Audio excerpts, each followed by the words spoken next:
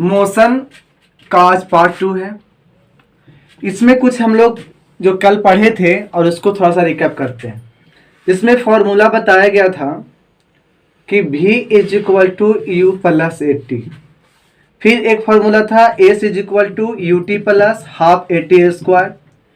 और उसके बाद एक फॉर्मूला और था V square is equal to U square plus 2as। एक फॉर्मूला और था एस एन टी एच। इसमें था u plus 1/2 a 2n minus 1।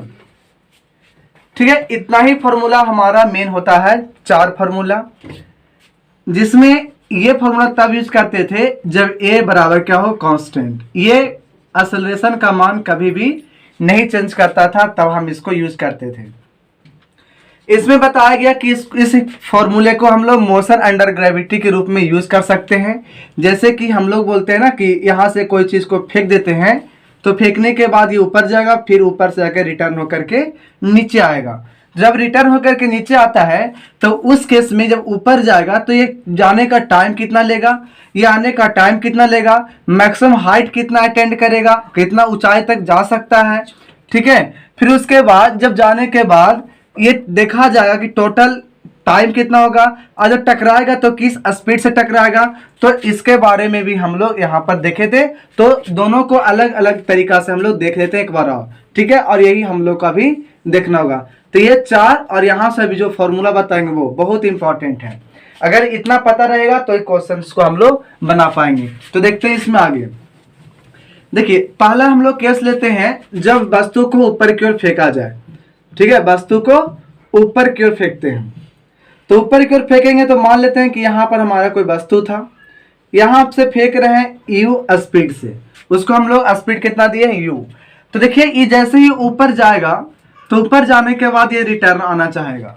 तो रिटर्न ये तब आना चाहेगा जब तक यहाँ पर v बराबर कितना हो जाएगा, 0। तो v बराबर 0 होने की वजह से ये ऊपर अब नहीं जा सकता है। जब ऊपर नहीं जाएगा तो कोई भी वस्तु फ्री अवस्था में ऊपर नहीं रहेगा, वो कहाँ आ जाएगा, तो वो नीचे आने लगेगा। तो जैसे ही ये नीचे आने लगेगा तो वहां पर भी u बराबर कितना हो जाएगा, 0। तो यहाँ पर 2 केस देखते हैं कि जितना सिचुएशन यहाँ पर देखे थे कि जाने का स्पीड जितना होता है उतना ही हम आते वक्त जब देखेंगे तो उस वक्त भी उतना ही स्पीड होगा। यानी अगर भी यहाँ पर है तो यहाँ पर भी कितना होगा, भी। ठीक है, ये हम लोग ध्यान में यहाँ पर लगाए थे। तो देखिए, हमारा गिवन है अगर सिर्फ u यहाँ पर और कुछ नहीं। अब जानते हैं कि नीचे में लगता है यहाँ पे g, यानी ये हो गया एक्सेलरेशन। ये नीचे की ओर हमेशा लगेगा और ये लगेगा हमेशा ऊपर की ओर u। यहाँ तक कोई दिक्कत नहीं है।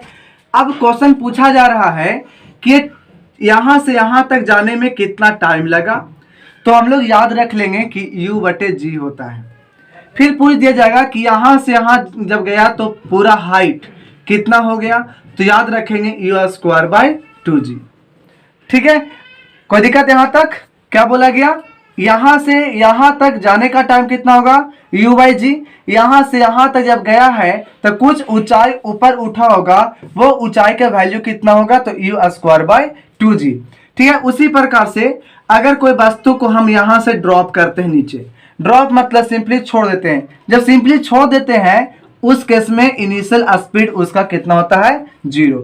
अब यहाँ पर देखते हैं कि यहाँ पर अगर मान लेते हैं कि यहाँ से यहाँ इसको दिया हुआ हाइट है h, जबकि हमारा h दे दिया, तो आपसे पूछा जाएगा कि यहाँ से यहाँ आने में कितना टाइम लगेगा। तो याद रखेंगे √2h/g। आपसे पूछा जाएगा कि जब यहाँ से यहाँ गिरेगा तो गिरते वक्त इसका कुछ ना कुछ स्पीड होगा, वो स्पीड कितना होगा फाइनल, तो याद रखेंगे 2gh। ठीक है, यानी अगर हम देखें तो ये जो टाइम है वो टाइम हम कहाँ से ला सकते हैं, तो इसको से ला सकते हैं। ठीक है, कैसे, तो u के जगह पे, यानी हम बताएं कि यहाँ पर जो u ऊपर जाने के लिए था, अब देखेंगे तो ये u नीचे के लिए भी होगा। यानी v के जगह पे हम u रख सकते हैं। तो जैसे हम v के जगह पे u रखेंगे, ठीक है, तो यहाँ पर देखें कि रूट था, हटा देंगे तो यहाँ पर आ जाएगा स्क्वायर। तो देखेंगे कि u² बराबर हो जाएगा 2gh। ठीक है, और जैसे ही हो जाता है तो वैल्यू को हम यहाँ पर अगर h निकाल करके रख देते हैं तो फिर से हमारा वैल्यू कितना आएगा, u/g। ठीक है, तो इसका मतलब हमको फॉर्मूला क्या याद रखना है कि नीचे से अगर ऊपर जाता है तब टाइम के लिए ये फॉर्मूला यूज करेंगे, और जब ऊपर से नीचे जब आता है तो टाइम का फॉर्मूला ये वाला यूज करेंगे। आखिरकार लास्ट में देखेंगे तो दोनों फॉर्मूला एक ही रहेगा, इसमें कोई अंतर नहीं होगा। ठीक है, इसमें अगर हम जाने के लिए सोचेंगे तो कुछ स्पीड दिया रहेगा तो हमें मालूम रहेगा, तो आपसे पूछा जाएगा एच मैक्सिमम। ठीक है, तो एच मैक्सिमम जब पूछा जाएगा कब, जब हम यहां से ऊपर जा रहे हैं तब। लेकिन आते वक्त कह दिया जाएगा कि आपको उतना ऊंचाई से कोई वस्तु को गिराया जाता है, ठीक है, तो गिराया जाएगा और उसके बाद पूछा जाएगा कि गिरने के बाद जब जमीन पर टकराता है बॉल या कोई वस्तु तो उसकी स्पीड कितना होगा, तो याद रखेंगे स्क्वायर रूट ऑफ 2gh। इतना याद रहेगा तो हम लोग अब क्वेश्चन पे चलते हैं कि क्वेश्चन अब क्या है। तो क्वेश्चन हम लोग आज पूरा कंप्लीट करेंगे, कि जितना क्वेश्चन हो क्लियर करते हुए आगे निकलेंगे। चलिए क्वेश्चन नंबर फर्स्ट क्वेश्चन है, पिंड का त्वरण शून्य होगा यदि पिंड का चाल समय ग्राफ। तो देखिए सबसे पहले हम यहां पर देखते हैं कि त्वरण शून्य कब होगा, यानी a बराबर 0 कब होगा। तो a बराबर 0 देखने के लिए हमें दो केस लेना होगा। एक तो v बराबर 0 हो जाए, मतलब चाल है ही नहीं, चाल अगर 0 का 0 ही रह जाए तब उस केस में हमारा a बराबर 0 होगा, पहला केस। ठीक है, a बराबर 0 कब होगा, जब उसकी चाल यानी वेग आपको क्या हो जाए, 0 हो जाए। दूसरा ये होता है कि या तो उसका वेग कांस्टेंट हो जाए, कांस्टेंट का मतलब अचर, यानी कभी भी उसका वेग परिवर्तन ना हो, यानी वेग में परिवर्तन नहीं होगा, तो उस केस में a कितना होगा, 0। तो a 0 होने के लिए दो कंडीशन, या तो उसका v 0 हो जाए या तो v बराबर कांस्टेंट हो जाए। तो देखिए अब हम लोग कांस्टेंट की बात, कांस्टेंट का मतलब क्या है, जो अपरिवर्तित हो, तो यानी जिसमें परिवर्तन जरा सा भी ना हो उसको बोलते हैं कांस्टेंट होना। तो देखिए अगर हम एक्स एक्सिस और वाई एक्सिस की ओर अगर चलें, तो अगर ये एक्स है इधर वाई है, ठीक है, अगर हम वाई के पैरेलल यानी वाई के समांतर कोई रेखा खींचते हैं तो इसमें किसका मान नहीं बदलेगा। तो देखिए अगर आपको यहां पर पहुंचना है तो आपको एक्स में इतना चलना पड़ेगा और वाई में जाने की जरूरत नहीं है। आपको अगर यहां पहुंचना है तो एक्स में इतना चलेंगे और फिर में वाई में इतना चलेंगे। अगर यहां पहुंचना है तो एक्स में इतना और फिर वाई में इतना। तो हर हाल में हम यहां पर देख रहे थे कि जब वाई के वाई के समांतर जब लाइन था तो उस लाइन में यहां पहुंचे या यहां पहुंचने या यहां पहुंचने में, तीनों में एक्स में हमको बराबर बराबर दूरी चलना पड़ा। ऐसा नहीं ना था कि यहां पर चलने के लिए एक समय इतना जाना पड़ा, ऐसा बात नहीं था। तो इसमें हम देख रहे थे कि y के समांतर अगर रेखा खींचे उसमें x का मान हमेशा कांस्टेंट रहा, x का मान नहीं बदला। यानी देख क्या रहे थे कि जिसके समांतर खींचा जाए उसका मान तो बदलेगा लेकिन उसके विपरीत वाला का मान नहीं बदलता है। ठीक है, यानी अब सोचते हैं कि अगर ऐसा लाइन खींचे तब इसमें किसका मान बदलेगा। तो ये समांतर किसका, x का, तो x का मान इसमें बदलेगा हमेशा लेकिन y का मान नहीं बदलेगा, y का मतलब इसका मान नहीं बदलेगा। तो अब आपको यहां पर ग्राफ से चलना है, तो किसका ग्राफ लेना था, चाल और समय का। तो हम यहां पर क्या करते हैं कि एक तरफ तो समय रख देंगे और एक तरफ हम यहां पर चाल रख देते हैं। आपको क्या कहा जा रहा है कि एक्सेलरेशन शून्य होगा, त्वरण क्या होगा, शून्य होगा। तो हमने देखा शून्य दो कंडीशन में होता है, एक कंडीशन आपका v बराबर 0 हो यानी यहां पर हो जाए, या तो आपको देखा गया v बराबर कांस्टेंट। तो सोचते हैं अगर v कांस्टेंट यानी इसका मान नहीं बदलना है, तो नहीं बदलना है यानी हमको y के मान नहीं बदलना है। तो y के मान नहीं कब बदलता है, जब x के समांतर लाइन खींचते हैं। तो इसके लिए हमें क्या करना पड़ेगा, तो t के समांतर, t अक्ष के समांतर अगर लाइन खींचेंगे तो इस केस में भी नहीं बदलेगा, अब भी नहीं बदलेगा तो इसमें त्वरण शून्य होगा। और जब त्वरण शून्य होगा तो हम यहाँ पर ऑप्शन में क्या लगा सकते हैं, तो लिखा गया फर्स्ट ऑप्शन में समय अक्ष के लंबवत रेखा हो, तो नहीं, समय अक्ष के तो समांतर रेखा है, तो ये ऑप्शन मेरा नहीं होगा। अगला में समय अक्ष के समांतर रेखा हो, हाँ ये सिचुएशन, ये क्वेश्चन सही है। अगला में कहा जा रहा है समय अक्ष से कोई कोण बनाती हुई रेखा सरल रेखा हो। तो देखिए ये क्वेश्चन ये कह रहा था कि आपको यहाँ पर समय दिया गया और यहाँ पे आपको चाल का दिया गया है, तो इसमें समय रेखा से सीधी रेखा होगा और कुछ कोण बनाएगा। ये जब सिचुएशन तब होगी जब a बराबर कांस्टेंट नहीं हो, हाँ a बराबर कांस्टेंट हो। देखिए यहां पर हमको a 0 बोला तो हमने v कांस्टेंट रखा, तो v कांस्टेंट का तरीका ये था, लेकिन यहां पर v और t रहेगा तो सीधे अगर जाता है तो इसमें हमारा a कांस्टेंट आएगा, तो a कांस्टेंट का ग्राफ हो गया। लेकिन यहां पर तो क्या बोल रहा है, शून्य, इसलिए हमारा ऑप्शन नहीं होगा। एक वक्र रेखा हो तो वक्र रेखा अगर हम लोग लेते हैं ऐसे, तो इसमें a जो रहेगा वो वेरिएबल आ जाएगा। तो यहां पर हमको वेरिएबल नहीं कहा था, a का मान शून्य कहा था, इसीलिए हम यहां पर क्या रखेंगे, तो ऑप्शन हमारा ये वाला के लिए होता। तो आंसर कौन हो जाएगा, बी।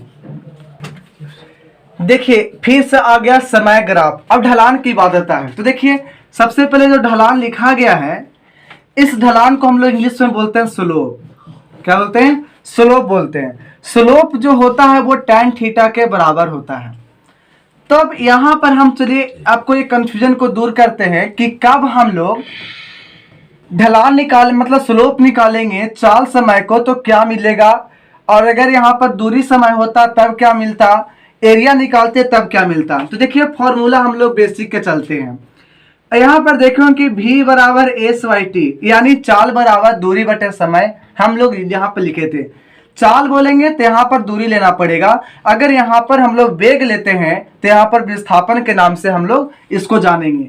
ठीक है, इसको आप अगर सोच सकते हो कि t को अगर ऊपर भेजते हैं तो यहां पर चला जाता t, तो हो जाता vt, और यहां पर बचता s, यानी s is equal to vt हम यहां पर लिख सकते हैं। एक तो ये हो गया। दूसरा अगर हम यहां पर देखें कि a जब लिखते हैं तो होता है v बाई टी, यानी त्वरण बराबर होता है वेग बटे समय।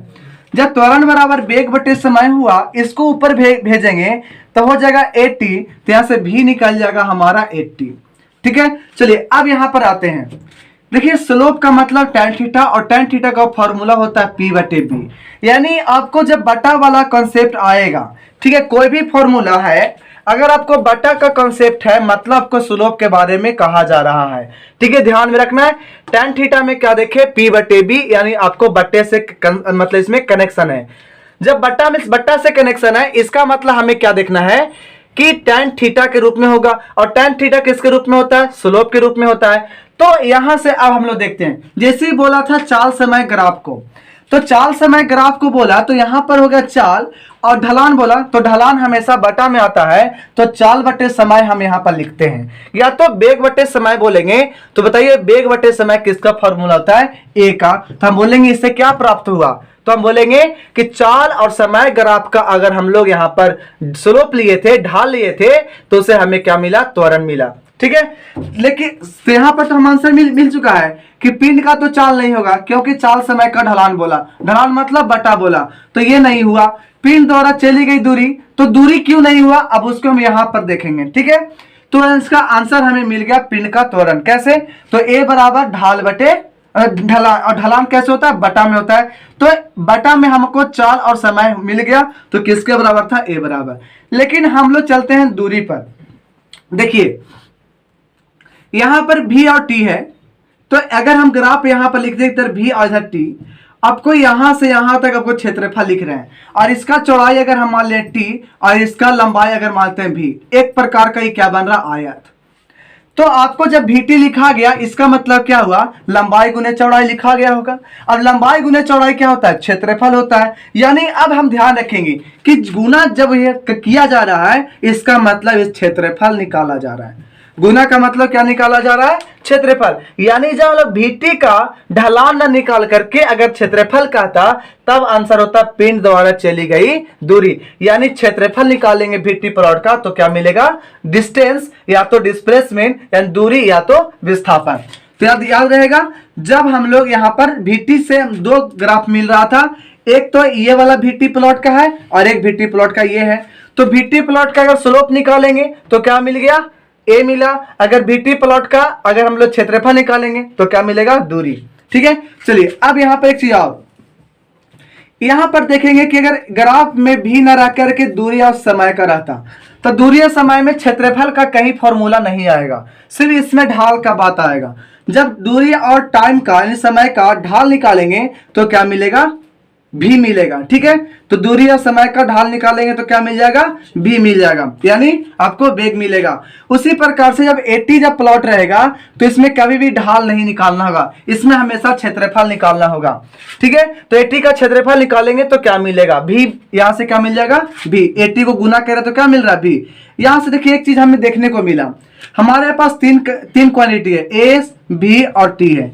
तीन क्वांटिटी देखने को मिल रहा है। एक मिल रहा है क्या, डिस्टेंस, या तो दूरी, चाल, और यहाँ पर समय। समय नहीं लेंगे, यहाँ पर लिखेंगे, दोबारा लिखेंगे, तो हमारा तीन ऊपर में देखने को मिल रहा है। एस भी देखने को मिला, भी देखने को मिला, और क्या मिला, ए। सभी में टी कॉमन था, इसलिए हम टी को नहीं लिखे। या तो टी गुना हो सकता है, या तो टी डिवाइड हो सकता है। तो देखिए, अगर हम इसमें टी से डिवाइड किए तब ना हमको ये मिला भी, इसका मतलब है भी बड़ा है कि एस बड़ा है। ध्यान में दम लाना है, एस बड़ा के भी, तो एस को हम लोग काटे हैं, छोटा किए हैं, तब क्या मिला, भी, यानी भी से बड़ा कौन था, एस। तो अब ध्यान में आपको लाना है, हम लोग समझ लेना है कि एस बड़ा है किसको से, बी से। ये याद करने का तरीका है। तो एस अगर भी से बड़ा है, आपको निकालना है भी, और दिया हुआ आपको एस और टी। तो बताइए, बड़ा दिया हुआ है, छोटा निकालना है, तो आपको गुना करना पड़ेगा कि भागा। तो हमको पता है कि बड़ा दिया हुआ है, छोटा निकालना है, तो उसे क्या करना पड़ेगा, छोटा करेंगे। छोटा मतलब भागा, और भागा जैसे ही बटा में आ गया तो समझ लेंगे कि उसको हमको क्या निकालना पड़ेगा, स्लोप। और स्लोप निकालेंगे मतलब एस और टी का अगर स्लोप निकालेंगे, ढाल निकाले, तो क्या मिलेगा, चाल। उसी प्रकार से अगर मान लिया जाए कि आपको दिया हुआ, मान लिया जाए एस नहीं दिया, आपको भी और टी दे दिया गया, भी और टी गिवन है, और आपसे पूछ दिया कौन, एस। तो सोचिए, जैसे यहां पर एस पूछ दिया गया, तो पूछा क्या कौन, बड़ा या छोटा। तो देख रहे हैं कि पूछा गया बड़ा, तो छोटा को क्या करना पड़ेगा कि छोटा छोटा को और बड़ा करना पड़ेगा। तो बड़ा करने के लिए हम क्या करेंगे, दोनों को गुना करेंगे। और गुना किस में होता है, क्षेत्रफल में, यानी भी और टी का क्षेत्रफल निकालेंगे तो हमें क्या प्राप्त हो जाएगी, डिस्टेंस या तो चाल प्राप्त हो जाएगा। ठीक है, अब इसी प्रकार से हम यहां पर देखेंगे आगे कि अगर हम भी में टी से डिवाइड कर देते हैं, तो टी से डिवाइड करने के बाद क्या मिल जाएगा, ए। यानी हमको यहाँ ए से बड़ा कौन देखने को मिल गया, बी, यानी सबसे छोटा कौन मिल गया, ए। ठीक है, तो वही प्रकार से यहाँ पे करेंगे कि आपको अगर ए चाहिए तो भी में टी से डिवाइड करना पड़ेगा, क्योंकि भी बड़ा था तो बड़ा से छोटा के लिए हमें डिवाइड करना पड़ेगा। लेकिन आपको अगर भी चाहिए होगा तो क्या करना पड़ेगा, इसको गुना करना पड़ेगा। तब यहां से देखेंगे कि 80 प्लॉट का क्षेत्रफल निकालेंगे, तब क्या मिल जाएगा, भी। ये पढ़ने से क्या होगा कि आपको अब क्वेश्चन में कभी भी प्रॉब्लम ना आएगा कि ढलान निकाले कि क्षेत्रफल निकाले। ठीक है, तो ये क्वेश्चन को तो हम लोग को आंसर मिल चुका था कि पिंड का त्वरण इसका आंसर होगा। तो पिंड द्वारा चली गई दूरी नहीं होता, क्यों, क्योंकि पिंड के द्वारा चली गई दूरी तब होता जब ढलान न कह करके यहाँ पर क्षेत्रफल कहता। ठीक है, चलिए अब हम लोग यहाँ पर क्वेश्चन नंबर 3 देखते हैं। थर्ड क्वेश्चन है कि यहाँ पर मान लेते हैं कि जमीन होगा, इस जमीन पर आपको एक h1 की ऊंचाई से कोई वस्तु को नीचे की ओर फेंक दिए जाते हैं, गिरा दिए जाते हैं, और एक ऊंचाई मान लेते हैं कि h2 होगा, और यहाँ से एक वस्तु को यहाँ पर दे दिया जाता है। तो बात पूछा जा रहा है कि दोनों को जब पहुंचने में जो टाइम आएगा उस टाइम का अनुपात। तो देखिए बताए थे, अगर हाइट दिया रहता है तो टाइम का फॉर्मूला होता है 2h/g। ये फॉर्मूला हम लोग देखे थे। तो अगर हम फर्स्ट वाले का टाइम माने t1 और दूसरे वाले का टाइम t2, तो दोनों का अनुपात हमें निकालना पड़ेगा। जब निकालना पड़ेगा तो यहाँ पर h1 का जो वैल्यू है t1 का, वो कितना होगा, स्क्वायर रूट ऑफ 2h1/g। और जब देखेंगे t2 का तो उसके लिए कितना आएगा, 2h2/g। ऐसा क्यों हो रहा है, क्योंकि t का फॉर्मूला है 2h/g, तो h के जगह पे हम h1 और एक बार h के जगह पे h2 हमें देना होगा। तो देखेंगे जो जो कांस्टेंट उसको काट देंगे, 2 से 2 कट गया। ऊपर में क्या बच रहा है, तो रूट h1 बच रहा है, और नीचे में क्या बच रहा है, रूट h2 बच रहा है। इसका मतलब दोनों में जब रूट है ही तो क्यों ना हम दोनों को एक ही रूट में कर दे, और अब लिख देते हैं h1/h2। तो पहली वस्तु का जो h1 था, यानी इसीलिए पहली वस्तु को हम t1 ऊपर लिखे थे और दूसरी वस्तु का t2। तो आंसर हमारा क्या आ गया, h1/h2 का स्क्वायर रूट। तो आंसर हो जाएगा बी। देखिए इसमें अगर हम काटना ना चाहें तब क्या सोचेंगे, देखिए अगर आपको टाइम से रिलेटेड पूछा गया तो देखिए यहां पता है कि आपको 2 नहीं वैरी करेगा और नहीं वैरी करेगा g, यानी कह सकते हैं ना कि t समानुपाती होगा किसका, स्क्वायर रूट ऑफ h के। जब ये समानुपाती होगा मतलब h बढ़ेगा तो आपको t बढ़ेगा। उसी प्रकार से अब t1 और t2 कर रहे हैं तो लिख सकते नहीं, ऊपर में क्या होगा इस t1 के लिए h1 और नीचे में क्या होता है h2 होता, तो आपका डायरेक्ट आंसर देखने को मिल जाता square root of h1 by h2। आप ऐसे इस प्रकार से भी सोच सकते हो। देखिए 4 नंबर क्वेश्चन में, जब वस्तु समान समय अंतराल हो, जैसे हम कहते हैं कि 2-2 सेकेंड का अंतराल लेते हैं और उसमें समान दूरी तय करती है। जैसे हम कहें कि 2 सेकेंड में 3 मीटर चलता है कोई वस्तु 2 सेकेंड में, तो अगला 2 सेकेंड में फिर से ये 3 ही मीटर चले, मतलब टाइम अगर हम बराबर ले रहे हैं तो आपका दूरी भी बराबर ही चले। यानी यहां से यहां तक भी 2 सेकेंड, तो यहां से यहां तक आने में भी 2 सेकेंड लग रहा है, अगला में भी चलेगा तो कितना सेकेंड ले रहा है, 2 सेकेंड ही, तो उसमें समान दूरी ले रहा है, मतलब 3 मीटर अगर यहां चला, अगला 2 सेकेंड में 3 मीटर, फिर अगला 2 सेकेंड में 3 मीटर। यानी देख रहे हैं कि आपको हर समय जब भी आप इसको निकालोगे चाल, तो इसमें 3/2 यानी दूरी बटे समय, दूरी बटे समय, दूरी बटे समय, तो हमेशा 1.5 मीटर पर सेकेंड आएगा। कभी आपको बदल रहा है क्या, तो भी यहां पर हमेशा क्या रह रहा है, कांस्टेंट। और कांस्टेंट जब रहता है तो उसको कहते हैं एक समान गति चल रहा है। तो अब मंदित गति यानी मंदन वाला में नहीं चल रहा। मंदन गति अगर होता तो इसमें क्या होता कि चाल हमेशा घटते रहता। जैसे चाल घटने का मतलब यह हुआ कि समय अगर आप बराबर ले रहे हो तो दूरी आपको हमेशा कम होते जाएगा। जैसे अभी 3 मीटर चला तो हो सकता है आगे जाकर के वो मात्र 2 मीटर ही चल पाता, फिर आगे जाकर के और धीरे होकर के 1 मीटर चलता, तो क्या होता, टाइम तो बराबर लेते, समय बराबर लग जाता, लेकिन आपका दूरी हमेशा कम होते जाता, तो वो मंदित गति होता। त्वरित गति का मतलब समय अगर आप 2-2 सेकेंड ले रहे हो, लेकिन हमेशा डिस्टेंस ज्यादा कवर करने लगेंगे। जैसे पहली बार अगर 3 मीटर चल रहे हैं ना, तो अगला 2 सेकेंड में हो सकता है कि हम 5 किलोमीटर भी चल ले, ठीक है, अगला सेकेंड में 7 मीटर भी चल ले। तो इस प्रकार से वो डिस्टेंस हमेशा बदलते जाएगा, तब हो जाता त्वरित, और बढ़ते जाता तब त्वरित। असमान गति, कभी बढ़ जाता दूरी, कभी दूरी घट जाता, कभी बढ़ जाता, कभी घट जाता, उसको बोलते हैं असमान गति। लेकिन यहां पर देख रहे हैं कि समान अगर समय ले रहे हैं, समय अगर हम बराबर ले रहे हैं, तो दूरी भी हमारा यहाँ पे बराबर ही हो रहा है। इस प्रकार से हम इस गति को क्या बोलते हैं, एक समान गति। ठीक है, चलिए नेक्स्ट क्वेश्चन 5 नंबर क्वेश्चन। अब हम लोग का स्टार्ट होता है, जो 3 फॉर्मूला बताया गया था ना, v is equal to U plus A T, S is equal to U T plus half A T square. तो हम यहाँ पर उन तीनों फॉर्मूला को लिख देते हैं। क्या क्या था, v बराबर यू प्लस ए टी था, फिर था s बराबर you T plus half A T square, और यहाँ था v स्क्वायर बराबर यू स्क्वायर प्लस 2as। अब वो लास्ट वाला इसलिए नहीं लिख रहे हैं क्योंकि वो फॉर्मूला तो कितना सेकेंड में मतलब होता ना, चौथा सेकेंड में, 5वां सेकेंड में, तब हम यूज करते थे, लेकिन उसकी यहाँ पे जरूरत नहीं है। यहाँ तक क्वेश्चन क्या है हम उसको लिखते हैं, जो जो दिया वो उसको लिखेंगे, और किस प्रकार से हम उसको भी यहाँ पर बनाते हैं।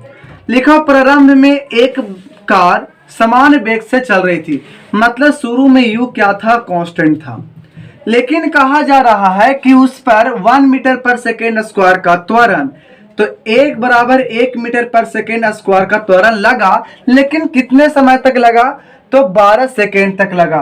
यानी हमें t बराबर कितना दिया, 12 सेकेंड, जिसके फलस्वरूप कार ने 190 मीटर की दूरी तय की, यानी s बराबर 190 मीटर तय की।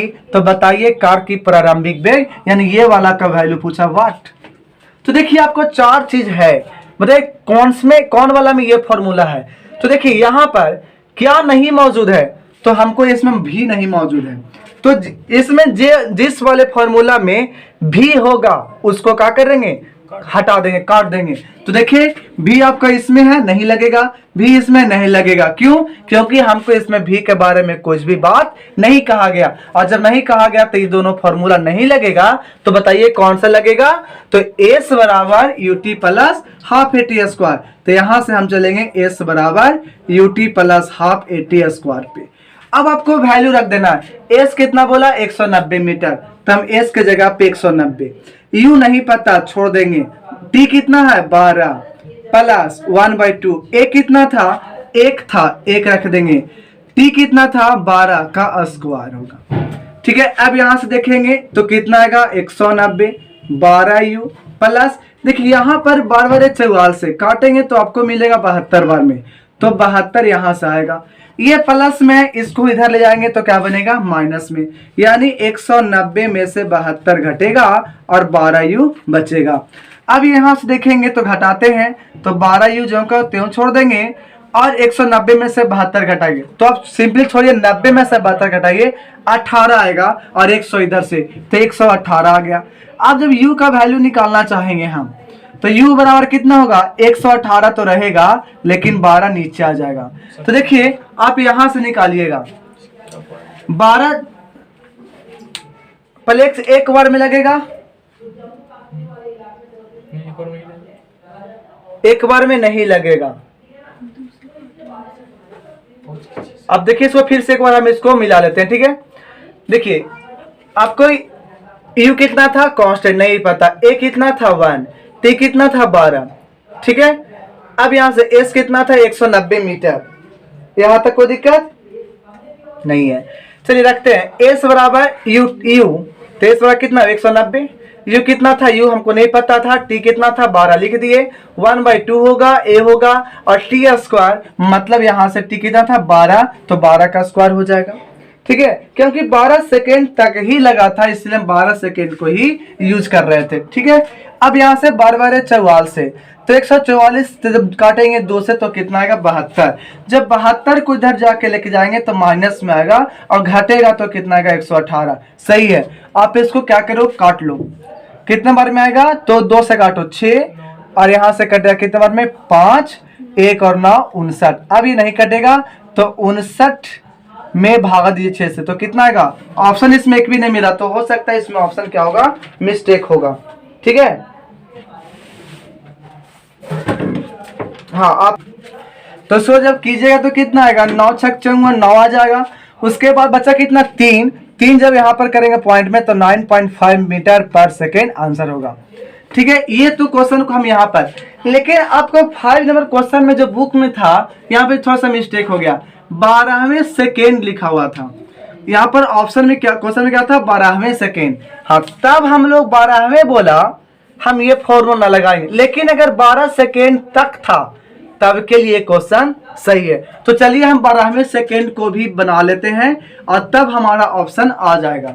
ठीक है, तो यहाँ पर 12वें सेकेंड था तो 12वें सेकेंड हो जाएगा। तो बताए थे कि अगर कुछ भी हो 12वें सेकेंड के लिए ऐसा, तो हम लोग ये तीनों फॉर्मूला को छोड़ करके एक और हमारे पास फॉर्मूला था और वो फॉर्मूला था SNTH और वो कितना था u + 1/2 a और 2n-1।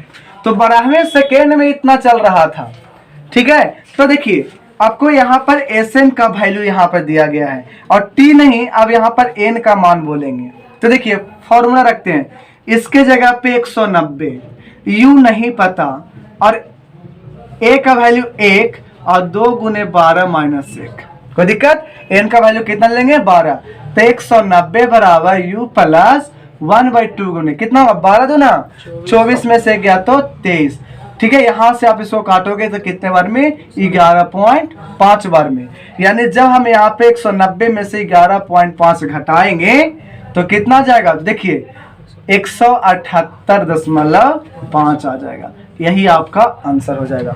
ठीक है, तो यहाँ पर हम ऑप्शन में थोड़ा सा प्रॉब्लम हो गया था, क्योंकि प्रॉब्लम ऑप्शन नहीं था, क्वेश्चन में थोड़ा सा मिस्टेक था।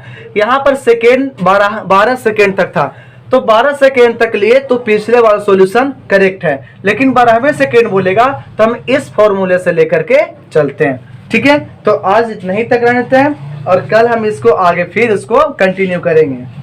ठीक है, और इसमें क्या करना है, सो देखिए एकदम लगातार अगर देखा जाए तो आपसे क्वेश्चन एक भी नहीं छूटेगा, और आपको अगर डिटेल और भी डिटेल पढ़नी है तो इससे एक बुक आती है आंकिक भौतिकी का, आप उसको कंप्लीट कर लो, आंकिक भौतिकी। ठीक है, या तो 9th क्लास का फिजिक्स क्लियर रहेगा तो इसको में ज़्यादा क्लियरिटी और आ जाएगी। ठीक है, तो उसको भी इस प्लेटफॉर्म पे उसको स्टार्ट करने के लिए मतलब किया जा रहा है कुछ ही दिन में, यानी कल या परसों से इसको स्टार्ट कर दिया जाएगा 9th क्लास का फिजिक्स। ठीक है, आप उसको भी देखते हुए चलेंगे आगे तक।